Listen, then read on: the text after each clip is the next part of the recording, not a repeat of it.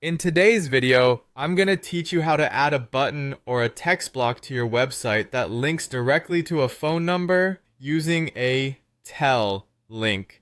This is a fantastic way to make your website more user-friendly, especially for those accessing it via mobile devices. Let's dive straight in and walk through the process together. First things first, open your website builder or content management system. If you're using a drag and drop editor, navigate to the page where you'd like to place the button or text block. Here, take a moment to consider the ideal location for this element. Ideally, you want it somewhere easily accessible, perhaps near the top of the page or alongside your contact information, where visitors could expect to find your phone details. Now, let's add the element. You'll typically have a set of options to either add a button or a block of text.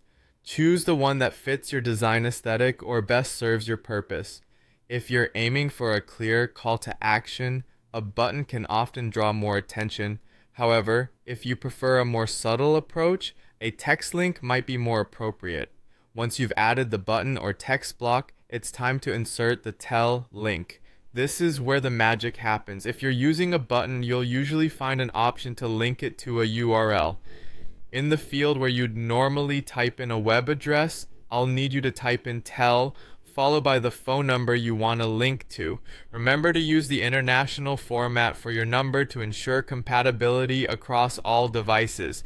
It should look something like TL plus 123456789. For a text block, highlight the text you'd like to transform into a link, and in a similar fashion, apply the tell link there too. To make sure everything is in working order, let's preview your changes. Most website builders will have a preview function that allows you to see how your site looks and functions before you save it. Check that when you click on the button or text, your device prompts you to make a phone call. If it's working correctly, your browser should activate your phone's dialer with the number pre-filled. Lastly, once you're satisfied with how everything looks and functions, save your changes. This step is crucial as it ensures all your hard work is stored and updated on your live site.